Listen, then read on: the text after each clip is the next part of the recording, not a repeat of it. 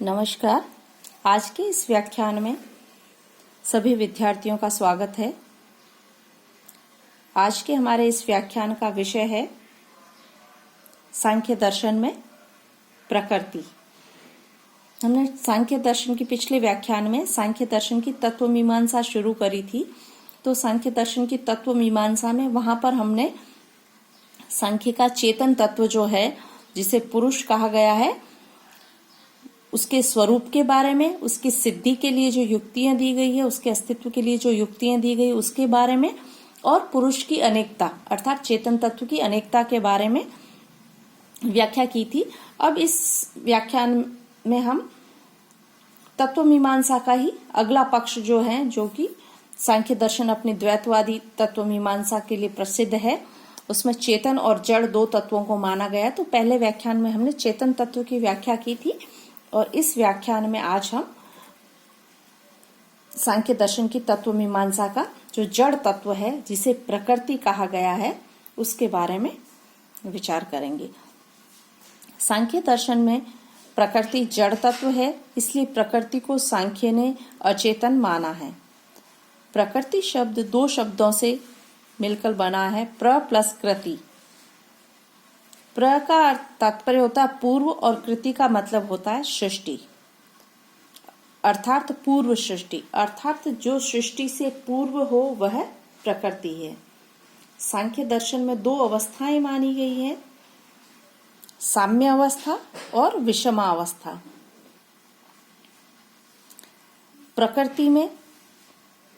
प्रकृति को सांख्य दर्शन में त्रिगुणात्मक माना गया, अर्थात प्रकृति क्या है, त्रिगुणात्मक है, त्रिगुण स्वरूप है, अर्थात ये तीन गुण प्रकृति का स्वरूप है, उससे हम उसको अलग नहीं कर सकते हैं। तो प्रकृति में जो तीन गुण पाए जाते हैं, जब वे तीनों गुण साम्य अवस्था में रहते हैं तो वह अवस्था प्रकृति की साम्य अवस्था कहलाती है। दूसरी है विषमा अवस्था। यह प्रकृति की दूसरी अवस्था है। इस अवस्था में तीनों गुण एक दूसरे से क्रिया करने लगते हैं, वह सृष्टि का निर्माण करने लगते हैं। प्रकृति की इन दोनों अवस्थाओं को क्रियाशील माना गया है, इसलिए कहा गया है कि जो क्रियाशील रहती है वह प्रकृति है।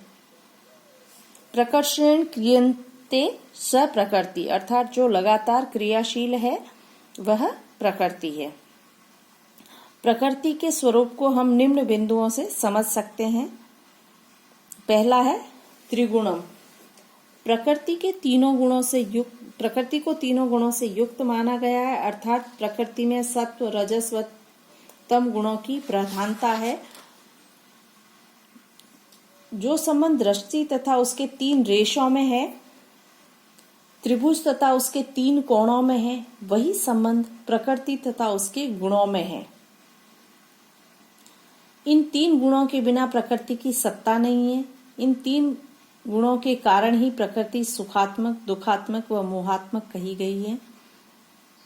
रजोगुण के कारण ही प्रकृति जड़ होते हुए भी क्रियाशील मानी गई है। ये तीन गुण निम्नलिखित हैं, सत्व, रज और तम। यह गुण, सत्व गुण, यह गुण सुख का कारण है। इस प्रकार का सब प्रकार का प्रतीक है। यह प्रकाश का प्रतीक है, ज्ञान की उपलब्धि का सूचक है। इसका रंग सफेद माना गया है। हल्के पदार्थ का ऊपर उठना इस गुण से ही संभव है। यह सुख, प्रेम व आनंद में सहायक है।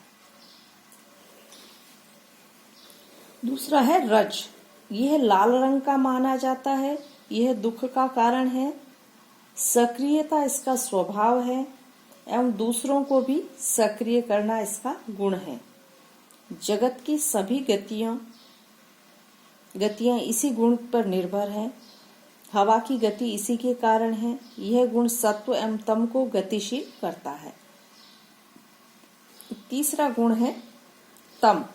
यह उदासीन, जड़ता, निष्क्रियता, आलस्य आदि का कारण माना जाता है। निद्रा व आलस्य इसकी उपज है। यह अंधकार व अज्ञान का सूचक है। इसका रंग काला माना गया है। गतिशील वस्तुओं की गति में अवरोध करना इसका लक्षण है। दूसरी जो विशेषता बताई गई है प्रकृति की, वह है अविवेकी। प्रकृति में किसी भी प्रकार का ज्ञान नहीं है, उसमें बोध का अभाव है, इसलिए इसे अविवेकी कहते हैं। विषय, प्रकृति तथा उससे उत्पन्न होने वाली विकृति विषय है, क्योंकि ये पुरुष अर्थात विषयी के द्वारा ग्रहण की जाती है या चेतन तत्व के द्वारा ग्रहण की जाती है।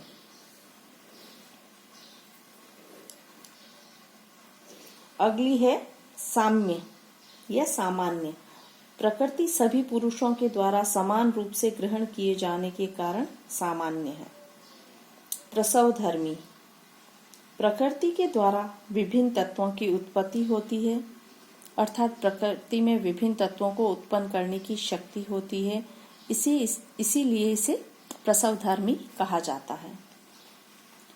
सांख्य कारिका की कारिका संख्या 10 में प्रकृति की विशेषताएं बताई गई हैं।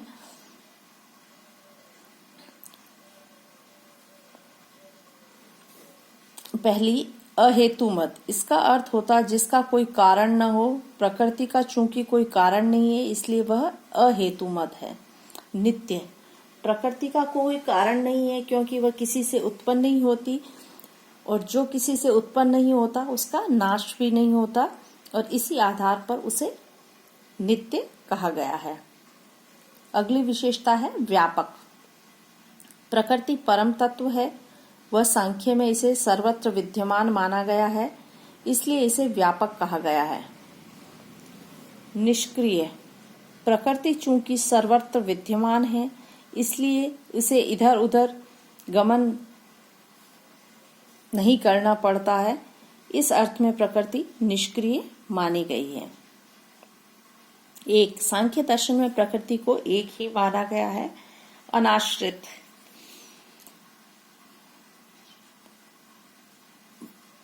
प्रकृति को अनाश्रित कहा गया है क्योंकि वह अपनी उत्पत्ति के लिए किसी पर आश्रित नहीं है। अगला है निरअवयव। सांख्य प्रकृति को अणुओं से मिलकर बना हुआ नहीं मानता है। जो 3 गुण प्रकृति में पाए जाते हैं उनका प्रकृति से संयोग संबंध नहीं है, इसलिए उसे निरअवयव कहा जाता है। अगला स्वतंत्र। सांख्य प्रकृति को स्वतंत्र मानता है क्योंकि वह किसी पर आश्रित नहीं है। प्रकृति के अस्तित्व के लिए सांख्य दर्शन में कुछ युक्तियां दी गई हैं जो निम्न प्रकार से हैं। सांख्य दर्शन में प्रकृति के अस्तित्व को सिद्ध करने के लिए निम्न युक्तियां दी गई है। व्यापक कारण की आवश्यकता। जगत के सभी कार्य सीमित हैं, अर्थात अव्यापी है, तथा प्रत्येक कार्य का कोई कारण भी अवश्य है, और प्रत्येक कार्य अपने से अधिक व्यापक कारण की ओर संकेत करता है। अतः ये हम कह सकते हैं कि इस जगत के सभी कार्य अव्यापी हैं, जो कि एक व्यापक कारण की ओर संकेत करते हैं, और वह व्यापक कारण प्रकृति है। अगला है त्रिगुण युक्त कारण। सांख्य के अनुसार इस जगत की प्रत्येक वस्तु या कार्य त्रिगुण युक्त है, तथा सत्कार्यवाद के आधार पर हम यह भी जानते हैं कि प्रत्येक कार्य अपने कारण में पहले से ही विद्यमान रहता है। तो इस त्रिगुण युक्त जगत का भी ऐसा कोई कारण होना चाहिए जो स्वयं त्रिगुणात्मक हो। यह कारण पुरुष नहीं हो सकता क्योंकि पुरुष में तीनों गुणों का अभाव है, अतः इस जगत का जो त्रिगुणात्मक गुण है वह प्रकृति के कारण ही है। कार्य उत्पन्न करने की शक्ति। सांख्य के अनुसार प्रत्येक कार्य का कोई न कोई कारण अवश्य होता है, और इस आधार पर इस कार्य रूप जगत का भी कोई न कोई कारण अवश्य है, अर्थात कारण में ही कार्य को उत्पन्न करने की शक्ति रहती है। और यह शक्ति पुरुष में नहीं है, क्योंकि पुरुष अप्रसवधर्मी है, अतः समस्त जगत को उत्पन्न करने की शक्ति प्रकृति में ही है। अगली युक्ति या तर्क है कारण कार्य संबंध। सृष्टि काल में प्रत्येक कार्य अपने कारण से ही उत्पन्न होता है। जगत में दिखाई देने वाली सभी वस्तुएं, पंच महाभूत, इंद्रियां, बुद्धि आदि प्रकृति से ही उत्पन्न होती है। कारण में विलीन होना। प्रलय की अवस्था में सभी वस्तुएं प्रकृति में ही विलीन हो जाती है। अब यहाँ पर हम प्रकृति और पुरुष में किस प्रकार का संबंध है, इसके बारे में विचार करेंगे। इसको सांख्य दर्शन में प्रकृति और पुरुष के संबंध के द्वारा विकासवाद को समझाया गया है, तो वह हम अगले व्याख्यान में बताएंगे।